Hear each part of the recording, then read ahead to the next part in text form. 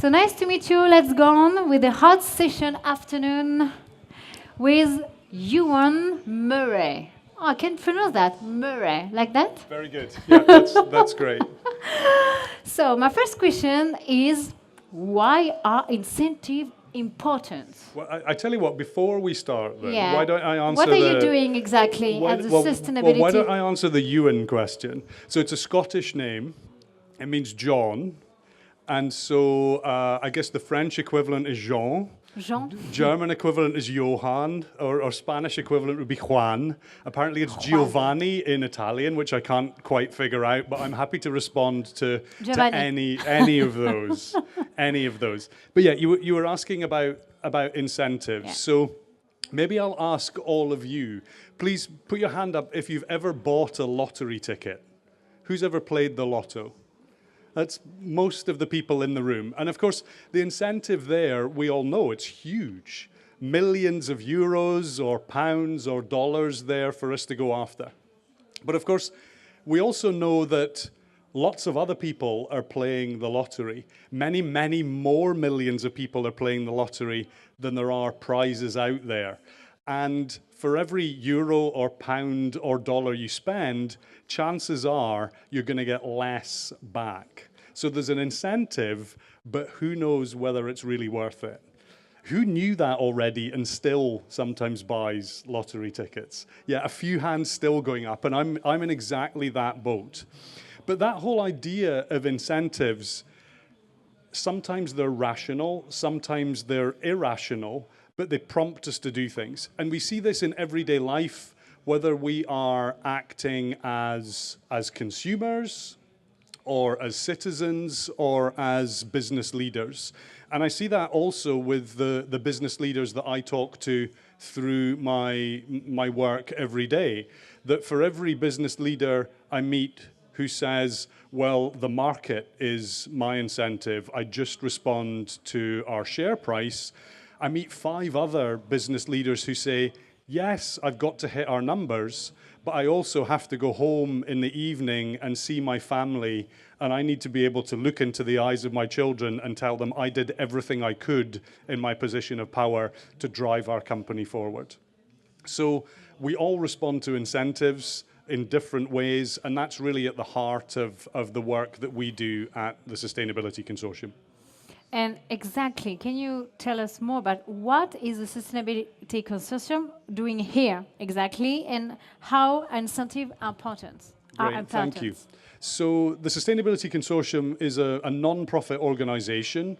We have a mission to take the best sustainability science and to turn that into insights and tools so that companies can make the everyday things that we all buy better and more sustainable. And we work very much in a multi-stakeholder way. So we work with NGOs like the World Wildlife Fund, EDF, the Sustainable Trade Initiative, the Ellen MacArthur Foundation, with companies like Unilever and Henkel and Mars and Bayer, and with retailers like Marks and Spencer, Walmart, Amazon, and a whole host of others. And really, with those different group of organizations, we take that huge library of sustainability science that we've gathered and distill it right down into the most important issues that companies should think about. And at its heart, this isn't a sustainability initiative, it's a business initiative. It's about getting insights and tools into the hands of people who make commercial decisions in those companies. So that today, where a decision is made purely on the financial payback, tomorrow it can be made on the financial payback, yes, but also on the sustainability improvement opportunity that is out there. And in the food and consumer goods space, in the retail space, there's huge scope to use the purchasing power of retail and the purchasing power of major consumer brands to drive transformation, both in what we all buy every day and in what happens in the supply chains of basically every consumer product. And of course, we all know how important that is, where 80% of water use globally is in the food and consumer goods supply chain. 2/3 of the carbon footprint of the entire global economy, the entire world, is in food and consumer goods. And 3/4 of forced labor and child labor is in food and consumer goods. And so tackling that at source is critically important. And so when it comes then to incentives, well, the first incentive we think about is this idea that what gets measured gets managed. That information, just having that there at your fingertips, is incentive to act, especially if you think you can score better than you actually are. The second big incentive is in hearing your customers, whether they are consumers or whether they are your corporate customers, asking you to do more on sustainability. And then the third big incentive is on financing and access to funding to be able to do more and unlocking that as a mechanism to really drive transformation. And could you give us more details about the retailers' requests? Great, yeah. So I mentioned some of the retailers that we work with today. We have a short video. Featuring some of them that I'll maybe just ask the team to play for us right now. Retailers are incredibly important for TSC because they're the ones that send the market signal right across the value chain that everyone needs to step up and do more. There's a really critical piece to this entire thing, which is how do we communicate all of the sustainability efforts to the consumer? And it doesn't matter whether you're selling lipstick or cereal or anything else in between, talking to consumers through those retail channels I think is really critical. The really exciting thing is since we began implementation, it's evolved from members to more and more retailers, which is something that TSC has been working towards from the beginning. We started to work with TSC to bring together stakeholders from across all of the different industry sectors that represent all of the products within a Walmart store. That's what TSC is able to bring, is really demystify that sustainability for all of the different suppliers, what it means and how to improve. And what's even more exciting is now we're seeing retailers coming to us saying, we want to set some big audacious goals. How can we leverage the data that we receive to essentially formulate a 5-year strategy? I'm really hopeful for people when they go shopping that they have more confidence that what they're buying is not just good for themselves but good for the world. That's just really important. These data represent $200 billion worth of sales. If we think about the fact that the manufacturers making these products also sell to other retailers, with very conservative estimates, this is representing at least $500 billion of economic activity in the world. So quite a significant impact.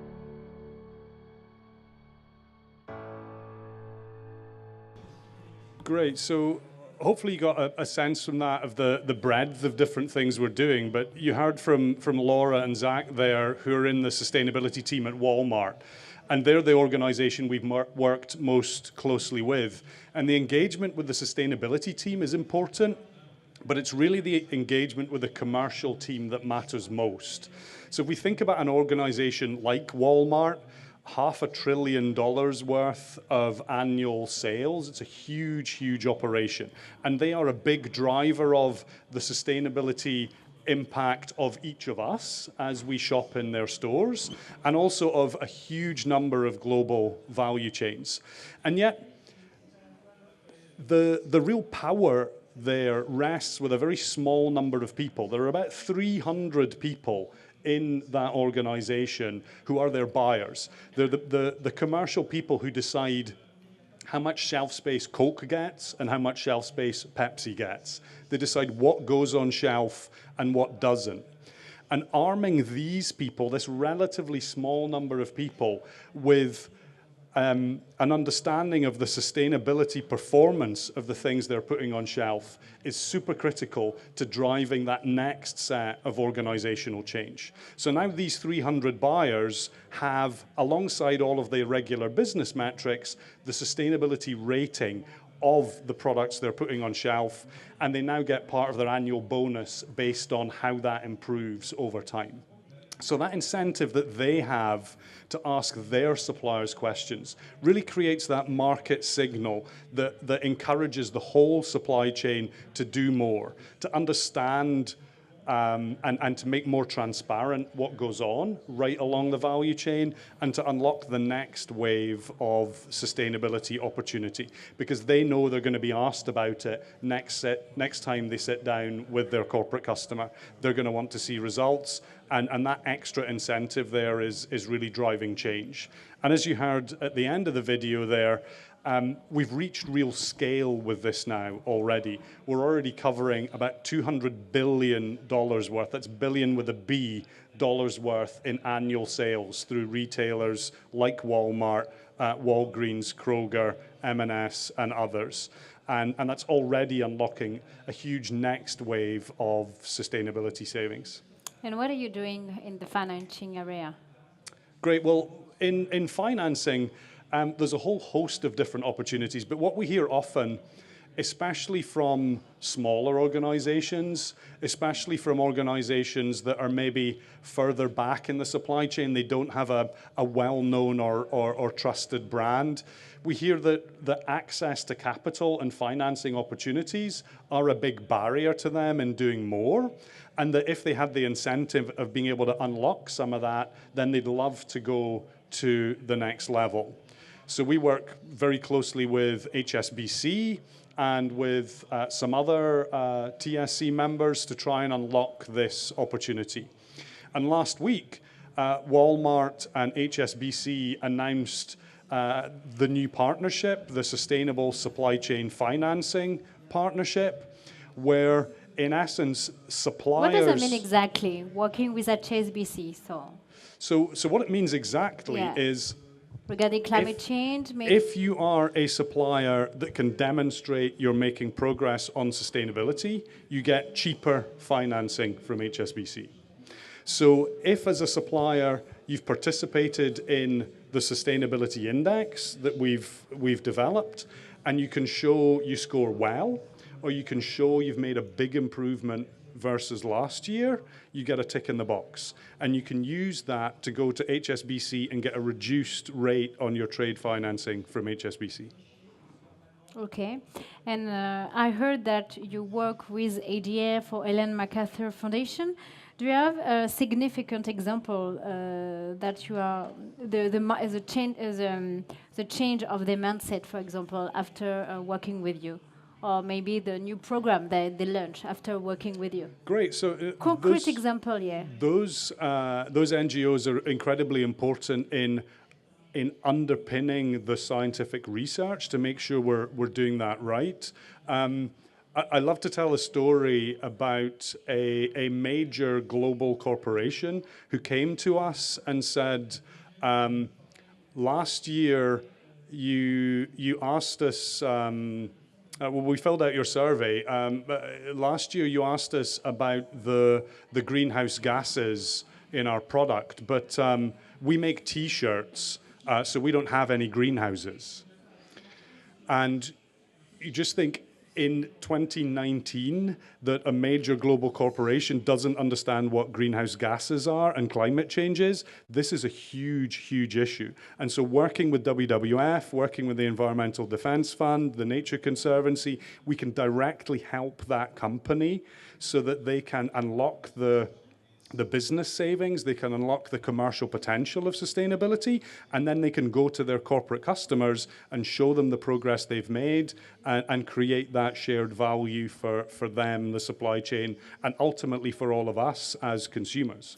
Yeah, and I'm very curious about your work with EDF because they don't have carbon emissions. So what is your job with them? So maybe there's a translation thing. So EDF, the Environmental Defense Fund, rather than the energy company. But they're a US-based nonprofit that actually is a board member of TSC. And they support us a lot in our work with retailers, but also in the next wave of scientific research that we're doing. Okay. Do you have any question for Juan, Giovanni, Juanito, Juan, Jean? Do you have any question for him? Yeah. I assume it's Euan, right? It is Euan, yes. What's the biggest barrier to major change? So 10 years from now, what's going to hold us back from really making huge transformation? It's a great question. I think there's, and I probably answer that question differently every single day. I think there's a couple of things that we see in the media now that are helping us recognize barriers we almost didn't realize existed. So I think the whole Youth for Climate Strike movement and the Extinction Rebellion movement are waking many of us up to the need for more civic engagement around sustainability and in particular climate. And I think that's a wake-up call for governments around the world that they need to do more. So I see that as a barrier today that we are close to being able to get over in just bringing governments, empowering governments to be a little bit more bold. And then I think the other barrier is around all of us as consumers and our interest and willingness to change. And there's a great bit of nudge economics that Malcolm Gladwell popularized in the book The Tipping Point. You know, this idea of the bystander effect. And I'm sure many of you are sitting there thinking, well, you know, I'd eat a bit less red meat if I knew everyone else would, or I would give up one flight a year if I knew everyone else would. Using social media and other communication means to help people feel empowered and that they're part of a more global movement of like-minded people who are all willing to step forward, not wait for someone else to take the lead, but feel like we're all moving together, then I think we'll see the next step, the next stage of transformational change. Do you have other questions for Euan? Yeah.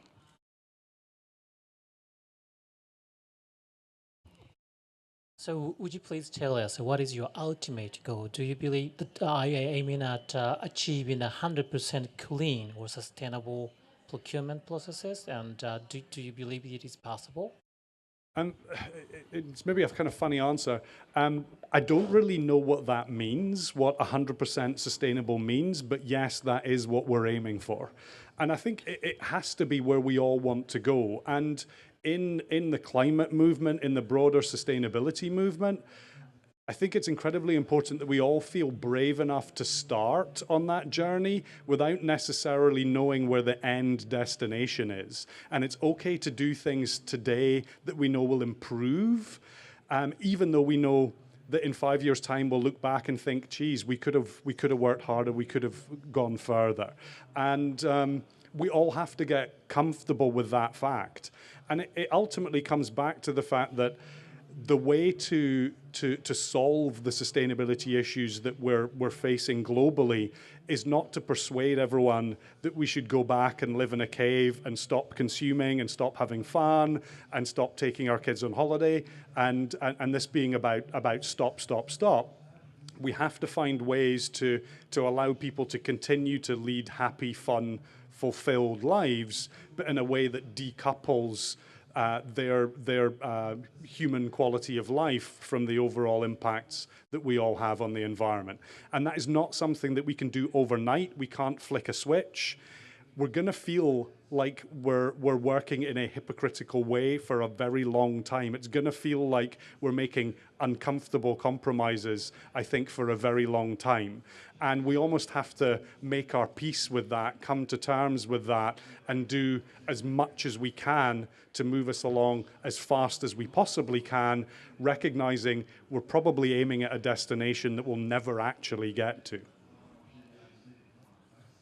And do you have a last question for Euan? Okay, so you can conclude by your words. Wonderful. Well, thank you all very much for the opportunity here today. I don't have a parting thought other than please do, as you go out, fill your shopping basket, reward the retailers, reward the brands that you see making an effort. No one's perfect, and we can't really expect anyone to be perfect today, but we all have the ability to work together, to do our bit, and ultimately to deliver that change that we want to see. So thank you. Thank you so much.